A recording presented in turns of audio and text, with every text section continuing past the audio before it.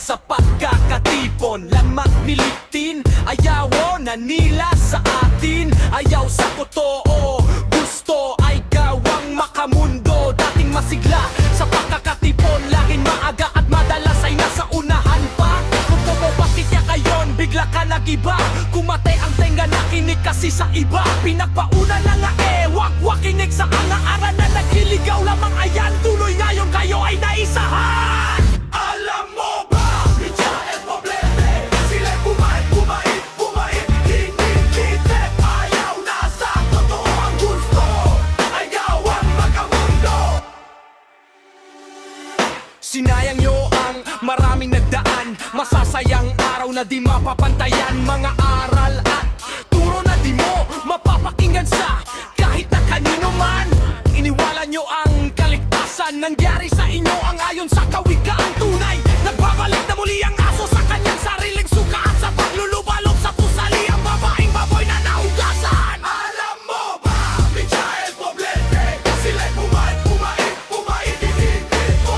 Ayaw na sa totoo, ang gusto ay gawang makamundo pa. Michael Poblete, sila'y bumait, hinihintip.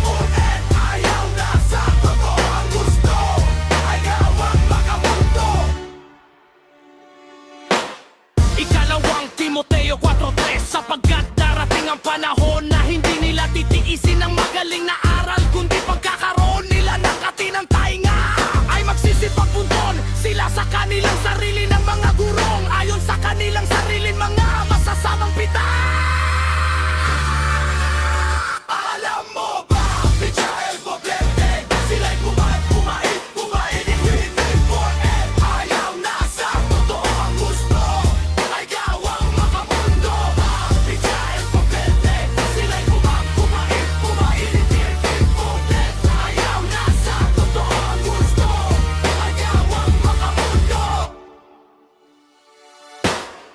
Ikalawang Tesalonica 2:11, at dahil dito'y ipinadadala sa kanila ng Diyos ang paggawa ng kamalian, upang magsipaniwala sila sa kasinungalingan.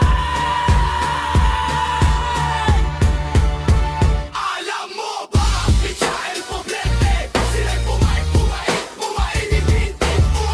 Ayaw na sa totoo, ang gusto ay gawang makamundo pa. Michael Poblete, sila'y bumait, hinihintip. Ayaw na sa totoo, ang gusto ay gawang makamundo. Mateo 24:13, datapuan ang magtitiis hanggang sa wakas ay siyang mali.